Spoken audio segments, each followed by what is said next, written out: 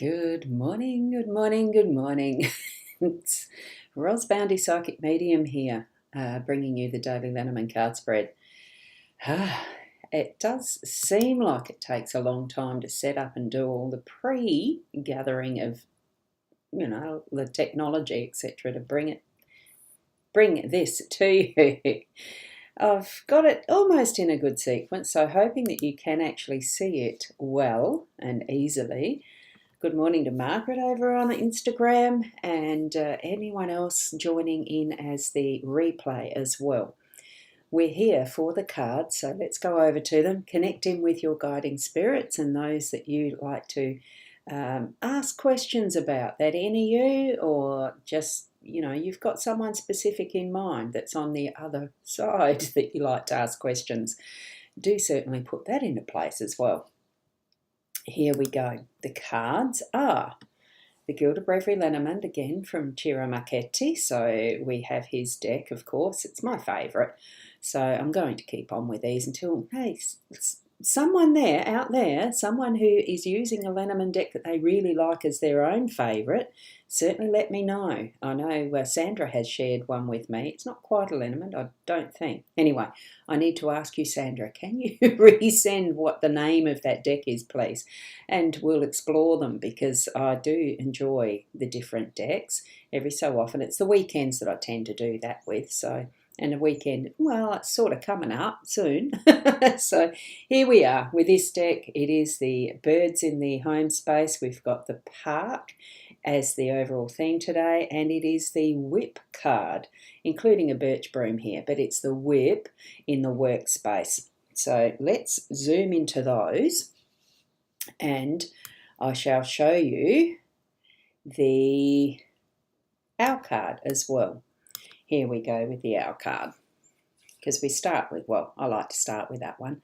So respect is earned, honesty is appreciated, trust is gained, and loyalty is returned. So we really are looking at relationships here with this card today. It's to do with that one-on-one and how we interact with others around us. We can't just assume from that first glance. We need to be digging a bit deeper into the personas who we interact with and trust our gut feeling with that. Ask those inner questions, but it is respect is earned, honesty is appreciated, trust is gained, and loyalty is returned. Personally, I think honesty is the best, like as far as we really need to be truthful and honest in all things. Okay. So here we go, starting with, and I'm just going to say good morning to Shaz because I've noticed your comment there, and to everyone as well from Sharon. So here we go. We'll start from the central card that is the Parks card. Now this is how the cards actually fell. As I placed them, they were at this angle. So it's almost like we've got the smile. It's a good day today. And we've got the park at the centre, which is bringing ourselves out and into the natural realm, that is nature, but it is the public. It's showing ourselves to the public arena of life and in all its goodness, I think, really, because we wouldn't exist if we didn't have Mother Nature and all of the plant kingdom, animal kingdom, even through to the little bugs. Well, they're part of the animals, I suppose. The oceans, every part of what we have surrounding us in our environment. This is manicured, it is designed, it is created to be even so much more beautiful in some respects in nature, because as man or woman or humanity, we do tend to want to control our environment. And it does look beautiful. It's bringing in that invitation for us to enjoy this aspect of our environment, our life, that surrounds us. A beautiful gazebo, the stairway, the fountain, all things that can be used as part of the beautifying of our surroundings, yes. It's the invitation to go even further through this, though, to what is the possibilities of that crests across that little horizon that we can see there. What else is there? you can sort of sense that there is trees, the forest.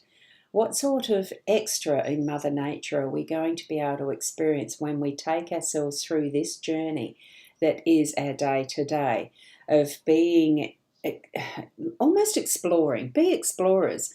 The Dr. Livingstone, for some reason, comes to my mind, and I haven't read that book. I can't even remember what it's from. It's taking ourselves on this journey and really moving through those instances of what we're experiencing in a real natural way. That's how I'm seeing it for our day today. So being as you, because who else can you be? And we're learning and discovering from the Owl card, which I'm pointing that way because that's where it's sitting. You can't see it right now because I have placed it outside our view. But remember that we are going to be exploring those things that are more in relationships rather than the environment around us. But we are all in our different environments, our own understandings of where we are in our own lives individually. So it takes a little bit of footwork to really be in other shoes, to understand where they're coming from, to be able to then connect in a real deeper way of how we can interact and communicate through our day in bigger ways, if that's needed.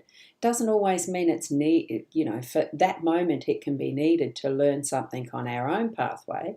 And it's that thing that is the moment, now I can't remember the saying, with friendships, it can be a reason, season, lifetime, that type of thing. Just remembered it in time, didn't I? So really step into that for our day today, because that's what I'm sensing as the theme. It is to take this journey into what can be that inner natural realm, as well as that we are actually living in our own environment of, the town we live in, the way, the place and space we work, that type of thing. So step into it in its fullness. Now, as we're moving into our home space, we've got the birds, and now about communication. Now, this is the birds in the group at the feeding station. So, what's the best time of day? I always found that breakfast was busy, but it was almost like it was the best time of day to get energy moving, because you'd be doing the breakfast, the packed lunches for kids when they were doing their school stuff, sending off a husband, he sent himself off to work, etc. There was all of that interaction as far as getting your day started, and then throughout the day, those bits of communication that we have these days, more than likely SMS, texts, and messengers and stuff like that. Phone probably, it's that instant being able to connect at any point in time with our mobile devices. Whereas I remember the days where off the hubby would go and I wouldn't see him until night, and no interaction, because where we first lived did not have telephone. So I'd be at home by myself with baby, and that's what life was, that cycle. It did grow into the development of the technology we have today. Thankfully, in some degrees, sad in others. We do have this time for interacting with each other. Take note and make it precious time, because it does fly through all too quickly in our lives. Time really has sped up the older I'm getting. Is it happening for you too? Being present in the moments that you're with each other. Make them something that you do remember. Be mindful of how you are interacting with each other, that it is special times, and it creates that sense of making it even more beautiful as far as that relationship with others in your home does go. We're growing and developing. We've chosen to be with those who are our family, okay, and friends, of course. So probably more especially the friends. Anyway, that's a subject probably for another day. But treasure that. Make good communication your focus today, and sharing that time with those in your home, your town, that type of thing, and creating the beauty that is there now in the workspace. And I'll just see if there's other comments come in. Yes, Michaela, good morning to you, and wishing all a good day. Thank you for that for everyone, on behalf of everyone too, Michaela. Thank you. Yeah, I was a little bit earlier than the 8 o'clock this morning. I was all set up and ready to go, so I started. So what do you do? It is always available for replay as well, isn't it? So now that we're actually up to the workspace, the card itself is actually the whip card. So even though this one that Chiro has created has got a birch broom in it, it's called a birch broom in the guidebook, etc. So we really are cleaning out and getting things moving. It's a bit of a feel of the work card, and I'm going to sneeze in a second. I can feel it working. Excuse me. I could feel it working up to it. So bring into action whatever tools that you need to keep things working in your workspace, so that we've got that flow of energy that really is cracking the whip, keeping the motion happening.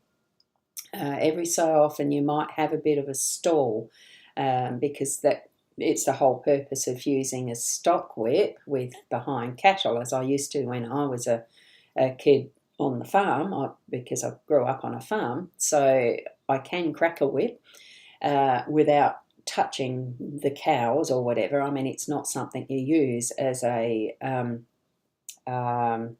whatever you call it, a punishment, that you hurt animals. It's the sound that's created that helps keep them moving. They've sort of taken too long to stand in one place to have a nibble on grass or something like that. We can stand too long in one place contemplating without even, we become comfortable in where we're at in that particular spot, and maybe we're concentrating too much on a pedantic detail and not keeping the flow moving. So it really is about getting this flow happening, keep the cycle moving into the next step, so that we are progressing what we're doing.